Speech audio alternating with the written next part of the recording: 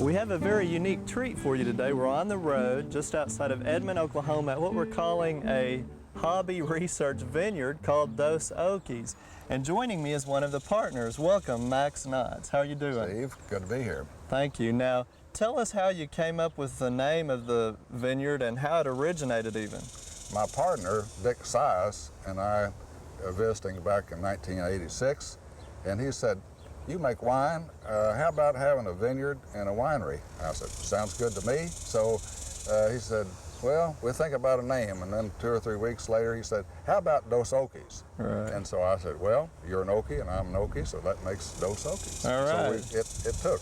Well, and it kind of a hobby, and it's still a hobby, but it's gotten a little big as a hobby, don't you think, too? Well, it's a nice hobby and it keeps them busy.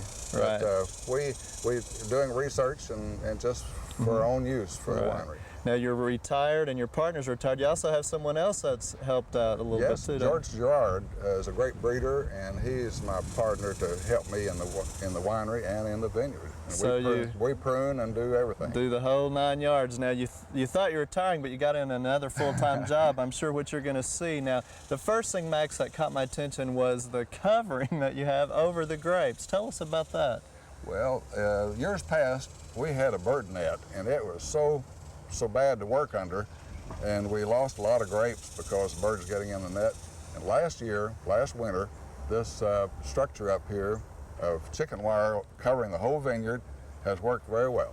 Now when we're talking about a vineyard, we're really talking about what, less than 1/4 of an acre, but that's still very intense and a lot of work. So it's not acres and acres like it may imply with the name of it. Now the other thing that I noticed is with your varieties, they're strictly winemaking. Tell us about the 3 main types of varieties you have. We have 3 grapes that we make wine from this vineyard. One is Rubaiyat, an Oklahoma State developed grape. One is Vineyard, is a French hybrid, a white grape. And the third one is Cynthiana, which is an American grape discovered in Virginia back in the early 1800s. And it's our 3rd winemaking grape. Okay, and specifically for winemaking, now the one developed at Oklahoma State was several years ago, and really there's not too many of those around anymore, are there? As far as I know, there aren't any other Rubaiyat grapes except what I have given to people to propagate. Okay, now even with the chicken wire and the covering, you're still having some bird damage. Let's go over here and take a look at that. And why don't you show me what's happened here as a result of the birds? Well, this is bird damage, and you can see that they've picked it clean. And if the least little hole that bird can get in, they'll find it. And I'd say mockingbirds are the most aggressive when it comes to picking wines, picking grapes. Now, of course, you're not getting any harvest off of these at all, but that's just one part of it. There's much more to it. And as many home gardeners know, pruning is kind of a scary experience for a lot of us. Tell us a little bit about your pruning methods here. Well, this vine, this cane here, was pruned and cut off right here last February. And then the nodes produced spurs up here, and that's where the fruit set on this.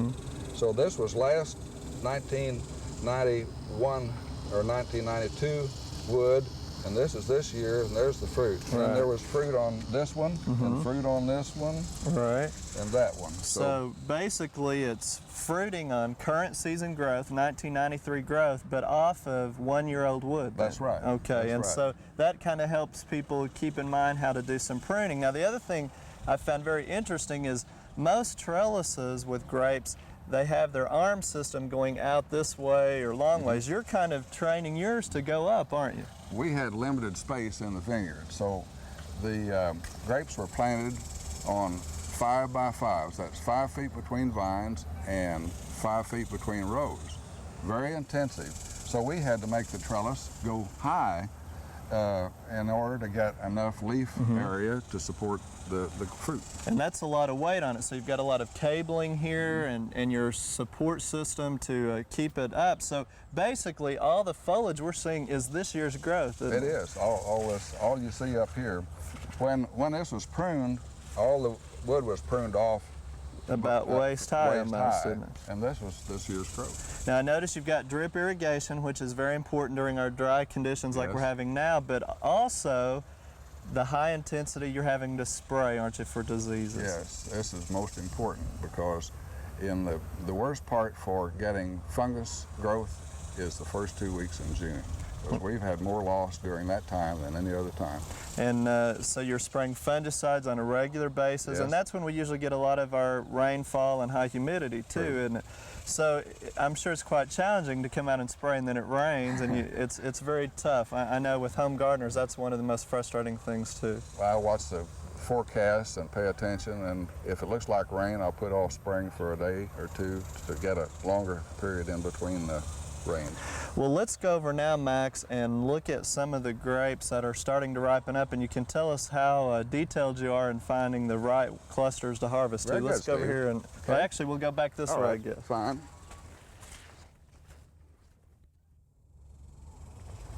Well, Max, I can't believe how loaded the vines are. I mean, they're just covered with grapes. Is this a good year for them? This is an excellent year for grapes. Well, what I know in harvesting them for making wine, you're very particular in some various characteristics. You don't just come out here and taste them and say it's time to pick, right? Well, we taste them all right, but we do check for 3 different things before we harvest. One is for the sugar content, and I can show you how we do Okay. that right now. I pick a berry here, and I have a refractometer, and I put a little bit of juice on that, and close that. Then I get it up to the light, and I read the sugar content directly, and that's 17% sugar. Okay, now what do you like to have when you I harvest like to have it up to 20%. them? Okay, sugar. so we're getting pretty close. Yeah, 20% bricks, they call it, 20, Okay. 20 bricks. Now, that's when you get to taste them too, after you're doing that. Now, the other thing I've noticed is with this height, you're kind of shading them out a little bit, but you're doing a little bit of pruning during the summer, aren't you, to get more light in it? Yes, I leaf prune. I come by and pick leaves off Okay. so that it exposes the fruit and gives a, let me have that hook. Okay. This is a picking hook here. All right, and the reason you're doing that is because the sunlight actually helps increase the sugar content, is that right? That's right, and also it gives ventilation to the fruit so that the chance of having fungus is a little less. Okay. Now, in addition to sugar, you're also interested in what other things? We interested in the acid and interested in pH. Okay, so you've got certain numbers and guidelines that you go by on those That's right. too. Now, once you get to that level or fall between in the range, you come out and you harvest them with your picking knife again, right? Yeah, we just take this knife and cut it off just like that. Okay, and these are all ripening at the same time in a bunch And appearance. Those are that's picture perfect. It really is. It really. Well, let's go look at the finished product now after right. all this hard Let's work. do that.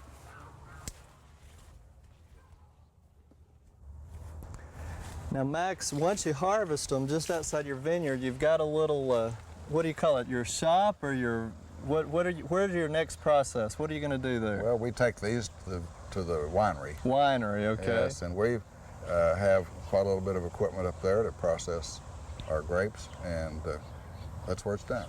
So you press them, I guess, you let them ferment. There's all kinds of detailed steps, I'm sure, to get to this process. So what I understand, though, you'll have it bottled by December of this year. Hopefully. Okay. Yes.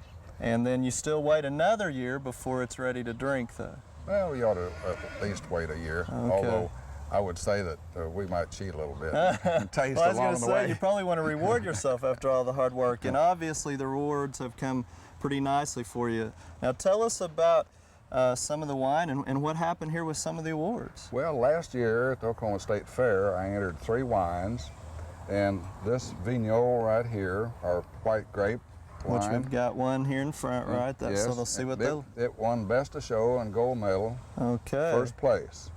And then we make also a sparkling cherry wine, which is, of course, the cherries are not from here, but it won 2nd place. And then our Rubaiyat grape wine won the 3rd place. So Okay, and it's a dark one, and again, that's the one from, or that's Cynthia, right?